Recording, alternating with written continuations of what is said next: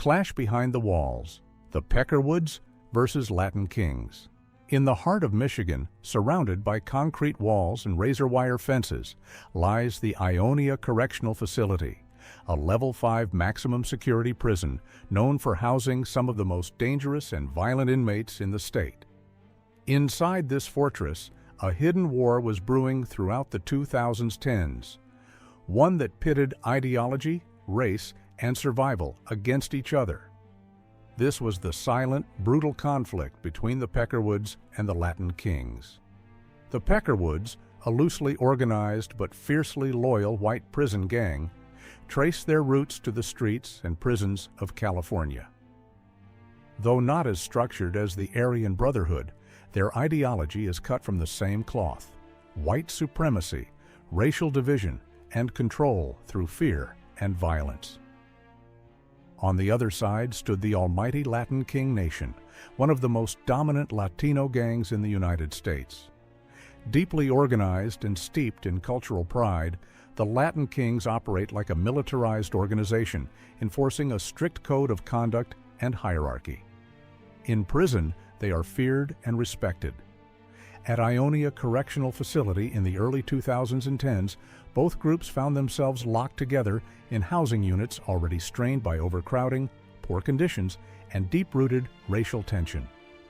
What started with verbal taunts and racial slurs quickly escalated into targeted violence.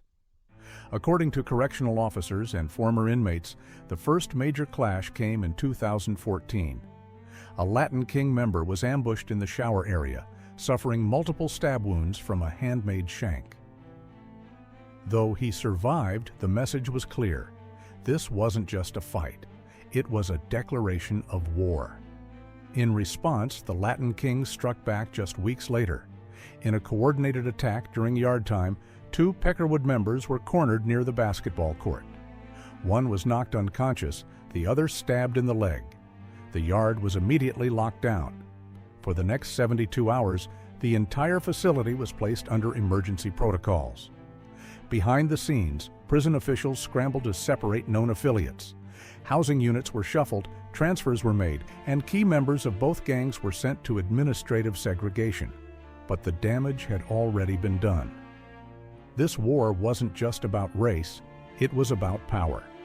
Inmates fight for control of contraband routes, tobacco, cell phones, synthetic drugs, and for dominance over weak or unaffiliated prisoners. The Peckerwoods, small in number, relied on brutality and fear to establish turf. The Latin Kings, with their larger structure, leveraged organization and numbers. The battles continued sporadically for years.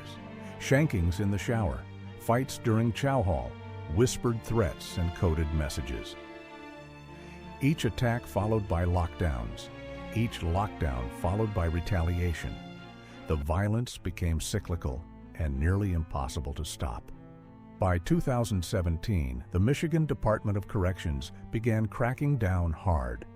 Intelligence units started infiltrating the gang ranks. Confidential informants were placed.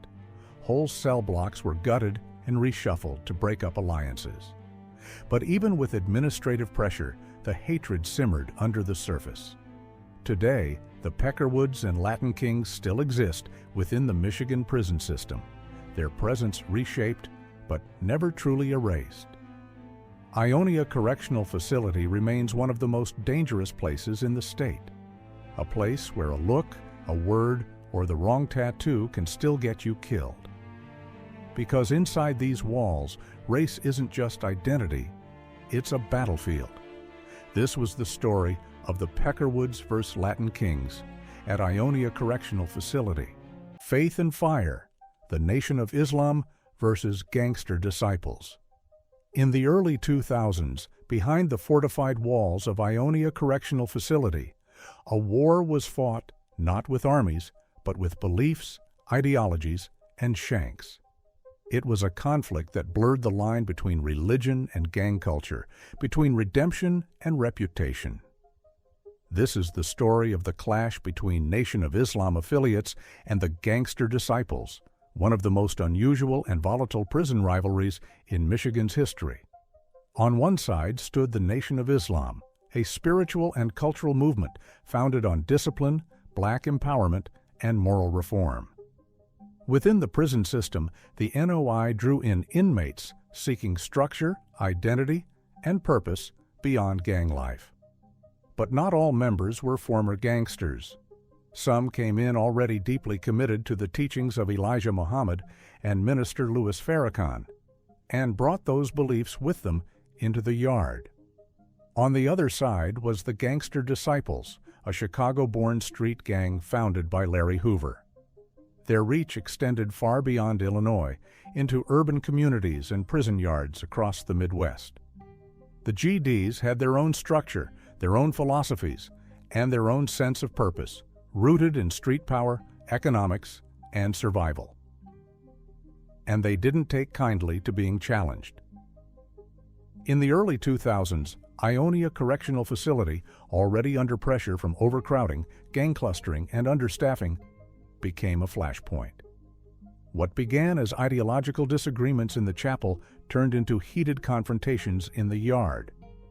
Nation of Islam affiliates were preaching reform, black unity, and a rejection of gang politics. They criticized gang leaders openly during religious services, denouncing violence and drug dealing and calling for discipline over chaos. But to the Gangster Disciples, this wasn't spiritual guidance. It was a threat to their influence. Control in prison often revolves around ideology, and the NOI's growing popularity among younger black inmates meant the GDs were losing recruits and losing control. The first violent incident happened near the library. A known NOI speaker was stabbed in the shoulder by a GD soldier after a fiery Friday prayer session where he accused gang members of poisoning their own people. He survived, but the message was clear: shut up or get shut down. In the following weeks, multiple scuffles broke out. A brawl in the chow hall left 2 men unconscious. Retaliatory hits were ordered. Chaplain services were disrupted. Even correctional officers struggled to manage what they called a war of words backed by steel. Behind closed doors, prison officials were alarmed. Intelligence reports showed that NOI members were organizing like militants, not gangs. They operated under strict codes, used religious texts for coded communication, and enforced internal discipline. The Gangster Disciples responded by tightening their own ranks, becoming more militant in their recruitment and punishment of defectors. By 2003, the warden had had enough. The prison implemented forced separation protocols, assigning known NOI and GD leaders to different units or transferring them to other facilities. Religious services were restricted. Any sermon perceived as inflammatory was shut down on the spot. This wasn't just a gang war, it was a cultural collision between religion and reputation, between self-reform and systemic control. For some inmates, it was a turning point, a chance to walk away from gang life. For others, it was a declaration of war. Today, Ionia Correctional Facility remains haunted by that ideological battle, a reminder that even in the darkest corners of society, ideas are powerful and sometimes deadly. This was the untold story of the Nation of Islam affiliates versus the Gangster Disciples at Ionia Correctional Facility. White steel, black blood, Aryan Brotherhood affiliates versus black gangs. In the shadowed corners of America's prison system, the most violent conflicts are not always between individuals, but between ideologies. Inside the concrete walls of Ionia Correctional Facility, Michigan's maximum security stronghold, a war raged during the 2000s, fueled by hatred, racism, and the cold logic of survival. This is the story of the bloody battle between Aryan Brotherhood affiliates and a coalition of black gangs, including the Black Guerrilla Family, Black Disciples, and Crips. The Aryan Brotherhood, or the Brand, is one of the most feared white supremacist prison gangs in the United States. While the core of the AB operated from federal penitentiaries, its ideology spread far beyond, inspiring local white gangs and Peckerwoods affiliates across state prisons, including Ionia. These affiliates were often few in number, but highly organized, brutally efficient, and driven by a deep belief in white racial superiority. On the other side were the black gangs, the black guerrilla family, born out of political revolution and resistance, the Black Disciples, with roots in Chicago's street warfare, and the Crips, sprawling and diverse, but bound by unity in the prison yard. The tension had always been there. In the early 2000s, Ionia was a powder keg.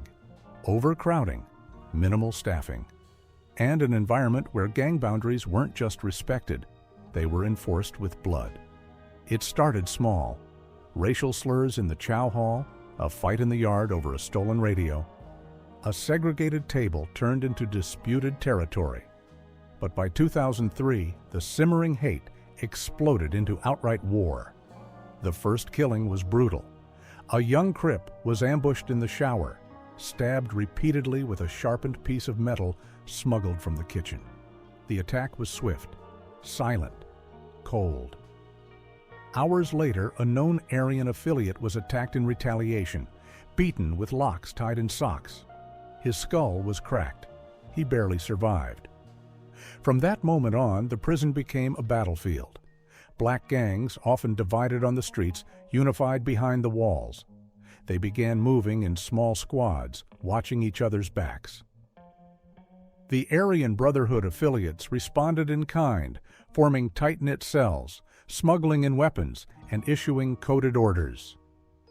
Fights broke out in the yard. Showers became ambush zones. The library turned into a place of whispered strategy, not study. Prison officials launched lockdowns, cell searches, and mass transfers. But the hatred ran too deep. The Aryans believed in racial separation. The black gangs believed in racial justice. And neither side was willing to back down. Underneath it all was a power struggle, control of the contraband trade, intimidation of weaker inmates, dominance over certain blocks. Racism provided the fuel, but power was the real prize. By the mid-2000s, Ionia Correctional Facility resembled a war zone. In just 2 years, over 30 documented assaults were linked to this racial gang war. At least 3 inmates were killed.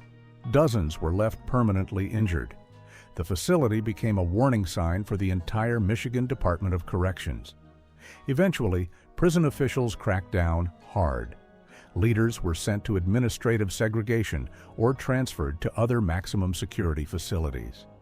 Yard times were split along racial lines. Intelligence units infiltrated both sides, and gang leaders found themselves more isolated than ever before. But the legacy remains. Ionia Correctional Facility still carries the scars of that war. The walls remember. And though the names may change and the battles may shift, the lines between race, power, and violence inside America's prisons remain as sharp as ever. Brotherhood broken, Vice Lords versus Black Gangster Disciples, Ionia Correctional Facility, early 2010s. In the heart of Michigan, behind the barbed wire and steel gates of Ionia Correctional Facility, alliances are fragile and rivalries run deep. In the early 2010s, one of the most explosive conflicts to shake this maximum security prison didn't fall along racial lines, but between 2 black street organizations once born from similar roots, and now divided by violence. This is the story of the war between the Vice Lords and the Black Gangster Disciples inside ICF. Both the Vice Lords and the Black Gangster Disciples, or BGDs, trace their histories to Chicago's west and south sides. On the outside, their battles have raged for decades, fueled by turf wars, drug routes, and ideological differences. But behind prison walls, the feud takes on new life, more personal, more violent, and stripped of the codes and honor often preached in the free world. By the early 2010s, Ionia Correctional Facility had become a melting pot of major Midwest gang factions. Overcrowding and limited segregation allowed gang members from rival sets to mix on the yard and in shared housing units. Tensions were inevitable. Blood was guaranteed. The spark came in 2011. a seemingly minor incident in the day room.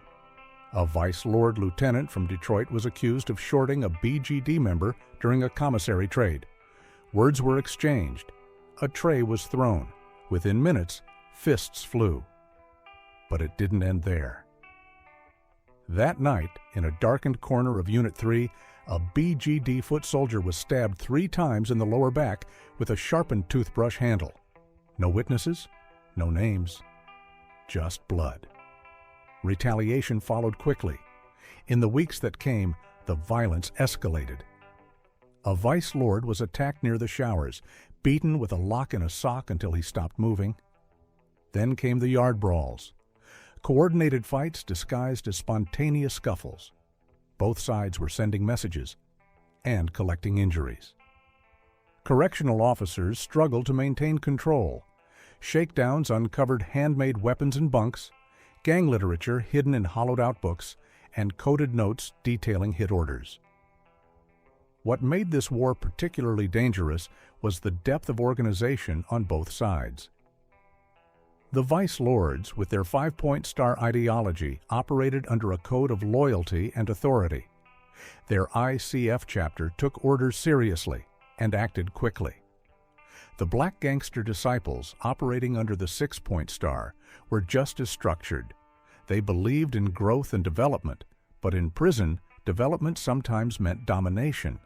For both groups, respect was everything, and disrespect, even a slight, was enough to turn the facility into a war zone. In 2012, after an attempted ambush during mealtime left 2 inmates hospitalized, ICF went into full lockdown. Yard time was canceled, units were searched, known leaders were shipped off to other facilities or placed in administrative segregation. The violence slowed, but the hatred didn't fade. This wasn't just a gang war. It was a civil war within the black inmate population. Brotherhood had broken down. Old alliances had decayed into bitterness, and the dreams of unity that once motivated these organizations had been replaced by cycles of revenge.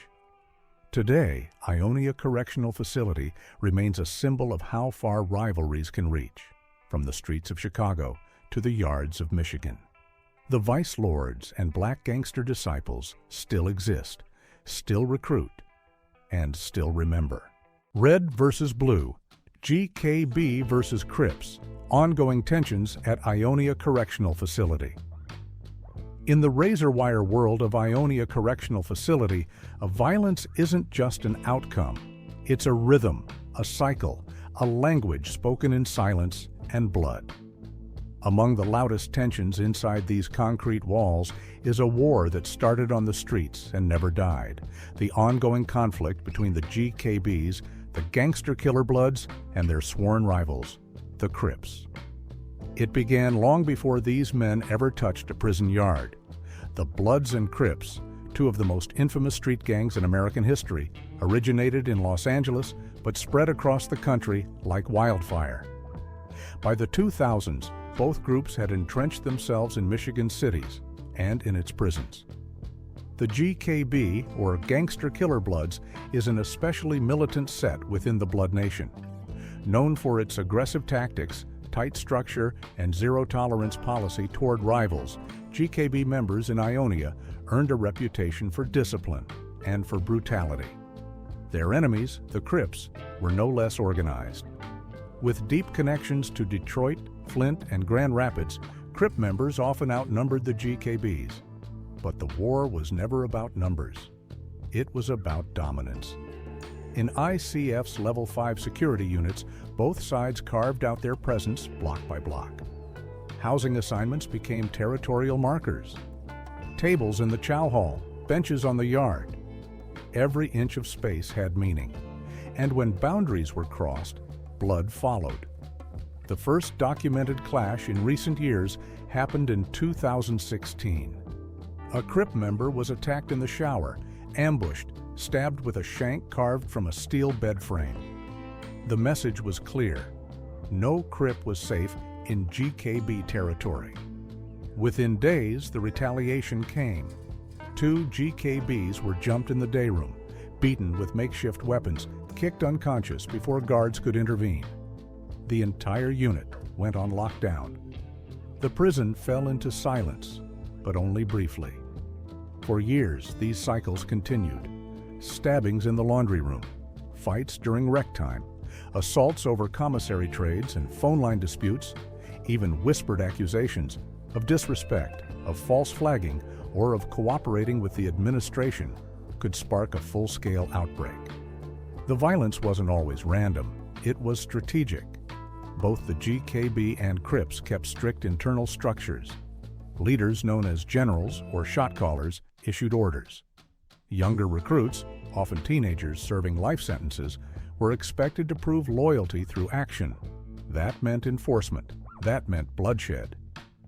Correctional officers tried to intervene, splitting gang members across units, staging mass transfers, increasing surveillance. But the war followed them, across cell blocks, across years, across bloodlines.